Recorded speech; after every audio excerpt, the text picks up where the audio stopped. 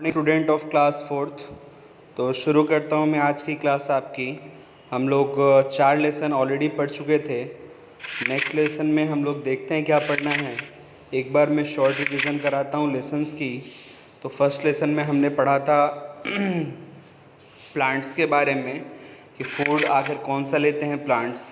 फिर जो है हमने सेकंड लेसन भी पढ़ा था किस तरह से फूड लेते हैं। ये फर्स्ट लेसन बताया गया था, फोटोसिंथेसिस क्या होता है, ये सारी चीज़ें समझाई जा चुकी थी।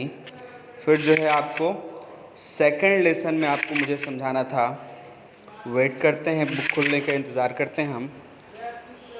ये सेकंड लेसन में एनिमल्स के फूड के बारे में है, बल्कि एडेप्टेशन इन प्लांट्स, कि प्लांट्स किस तरह से अपना जीवन गुजारते हैं, किस तरह से अपना लिविंग स्टाइल उनका क्या होता है, कैसे अडेप्ट होते हैं। कोई प्लांट्स पानी में रहने में, कोई प्लांट्स टेरेस्ट्रियल होते हैं, कुछ एक्वेटिक होते हैं, कुछ एम्फीबियंस कहलाते हैं प्लांट्स। तो ये किस तरह से होते हैं, ये सारी चीज़ें हमें पढ़नी थी। इसके बाद से जो है हमने अडेप्टेशन इन जो है एनिमल्स पढ़ा था कि एनिमल्स कैसे अडेप्टेड होते हैं, वो अपना फूड कैसे, रिप्रोडक्शन पहले पढ़ा था कि रिप्रोड्यूस कैसे करते हैं, एक एनिमल अपने यंग वन को कैसे जन्म देता है। ये चैप्टर थर्ड में हमने पढ़ा था। और एग के बारे में ये बताया गया था, एग यॉक, और ये सारी चीज़ें जो है इसमें समझाई गई थी।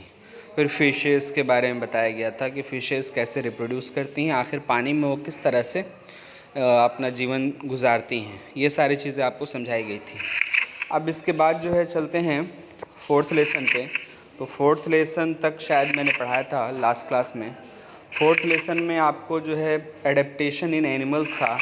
ये बताया गया था कैसे एनिमल्स, टेरेस्ट्रियल एनिमल्स, एक्वेटिक और जो है एम्फीबियंस और एरोब्रियल एनिमल जो पेड़ पे रहते हैं वो जानवर एरोब्रियल एनिमल्स कहलाते हैं। ये सारी चीज़ें बता दी जा चुकी थी।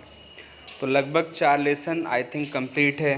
जिन बच्चों के पास अगर क्वेश्चन आंसर ना हो इनका, आप पर्सनली मैसेज करें, क्योंकि अक्सर जो है क्वेश्चन आंसर लिखाए जा चुके हैं, वर्ड मीनिंग्स लिखाए जा चुके हैं। जिनके पास क्वेश्चन आंसर ना हो, वर्ड मीनिंग्स ना हो, वो आप मैसेज करें और इसको जो है नोट डाउन ज़रूर करें। अब आते हैं फिफ्थ लेसन की तरफ। तो फिफ्थ लेसन में हमें पढ़ना है आवर फूड एंड न्यूट्रिशन। तो इसमें बहुत ज़रूरी ये चीज़ें समझना। इसको आज हम शुरू करते हैं कि आखिर खाना क्या होता है। तो सबसे पहले एक क्वेश्चन पूछा जा रहा है कि who are healthier in the given picture. इस तस्वीर में हेल्दियर कौन है, कौन ऐसा व्यक्ति है जो बहुत ज़्यादा स्वस्थ है। तो ये चीज़ें आपको इसमें समझनी होगी और पढ़नी होगी।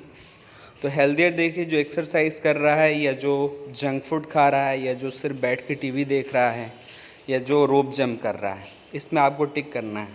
फिर न्यूट्रिएंट्स के बारे में बात करें तो न्यूट्रिएंट्स क्या होते हैं कि फूड जिसमें कुछ सब्सटेंस होते हैं, फूड कंटेन्स सब substance that provide energy for our survival, जिससे हमें एनर्जी मिलती है हमारे सर्वाइवल के लिए, उसे न्यूट्रिएंट कहते हैं। For example carbohydrate, fats, proteins, vitamins, ये सारी चीज़ें जो हैं वो क्या है, न्यूट्रिएंट्स हैं। ठीक है, ये सारी चीज़ें जो हैं वो न्यूट्रिएंट्स कहलाती हैं। तो ये समझाया जा चुका है ऑलरेडी। अब आपको जो चीज़ों को समझना है उसमें यस, कौन कौन से न्यूट्रिएंट्स होते हैं। तो कार्बोहाइड्रेट, फैट्स के बारे में बताया गया है, और इसके बाद जो है प्रोटीन्स, वाइटामिन्स और मिनरल्स के बारे में बताया गया। अब कार्बोहाइड्रेट्स के स्रोत क्या हैं, उससे हमें क्या मिलता है, ये चीज़ें इसमें पढ़नी है। तो कार्बोहाइड्रेट्स को एनर्जी का सोर्स कहा जाता है, एनर्जी गिविंग फूड कहलाता है। ये शायद मैंने लास्ट क्लास में पढ़ाया भी था। इसको आप समझ लेंगे और उसके बाद जो है हम नेक्स्ट वीडियो में आपको और चीज़ें समझाएंगे। तो energy giving food, energy giving nutrient carbohydrates और फैट्स को कहते हैं। इससे ताकत मिलता है हमें कोई भी काम को करने के लिए। जो एनर्जी की ज़रूरत, जो ऊर्जा की ज़रूरत, ताकत की ज़रूरत होती है, वो कार्बोहाइड्रेट से मिलता है। तो ऐसे कौन कौन से फूड हैं जिसमें कार्बोहाइड्रेट ज़्यादा से ज़्यादा मात्रा में होता है।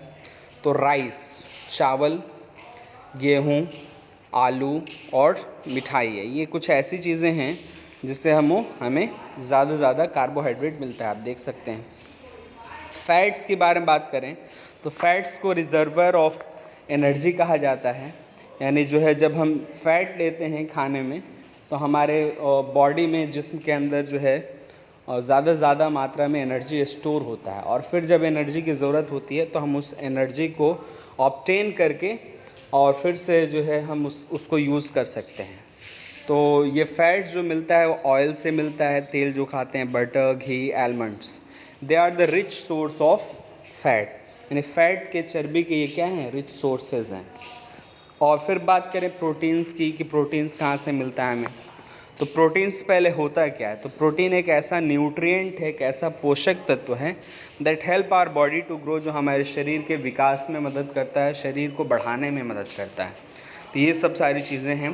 फिर they help us to build muscle, वो हमारे मांसपेशियों को बनाता है, ठीक है।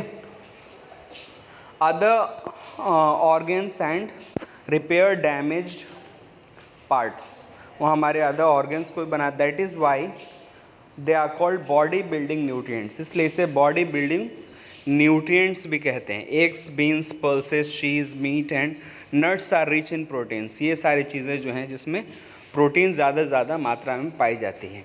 अब बात करते हैं वाइटामिन्स एंड मिनरल्स की। तो वाइटामिन्स जो होते हैं और मिनरल्स, ये ऐसे न्यूट्रिएंट हैं जो हमारे बॉडी को हेल्दी रखते हैं, स्वस्थ रखते हैं, वो बीमारियों से बचाते हैं। They help us our body to fight against disease, यानी बीमारियों से लड़ने की क्षमता को बढ़ाने वाले जो तत्व हैं, जो पोषक तत्व हैं, वो प्रोटीन्स हैं।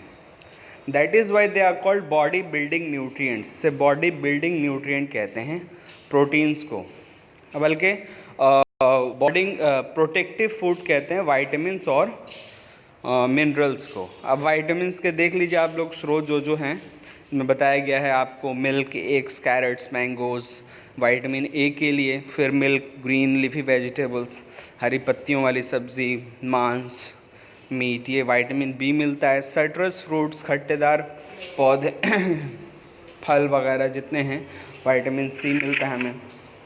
ये सारी चीज़ें आप इसमें बताई गई हैं। विटामिन डी के स्रोत बताए गए हैं कि विटामिन डी में क्या मिलता है हमें। विटामिन ई कहाँ से मिलते हैं, corn, cereals, vegetable oil, soybean, almonds, ये सारे स्रोत हैं विटामिन ई के। और विटामिन के जो है हमें cabbage, spinach, broccoli, olive oil से मिलता है। कैल्शियम और आयरन के स्रोत जो हैं चीज़ हैं। कैल्शियम और आयरन की भी ज़रूरत होती है ताकि हमारे हड्डियाँ, दांत वगैरह मजबूत बन सकें। ये लास्ट क्लासेस मैंने आपको ऑलरेडी बताया था, मैं ये रिवीजन करा रहा हूँ, ऐसा लग रहा है मुझे चैप्टर ये रिवीजन करा रहा हूँ। फिर ऐसे वाटर और रफेज की बात करें तो वाटर और रफेज जो हैं वो हमें बहुत ज़्यादा ज़रूरी है for the complete digestion of food को अच्छे तरह से डाइजेस्ट करने के लिए वाटर और मिनरल्स की ज़रूरत होती है। तो आप लोग बहुत ही ध्यान से ये सब पढ़ाइयाँ करें। बैलेंस डाइट के बारे में आपको फिर नेक्स्ट वीडियो में बताऊँगा। तब तक के लिए thank you and have a nice day.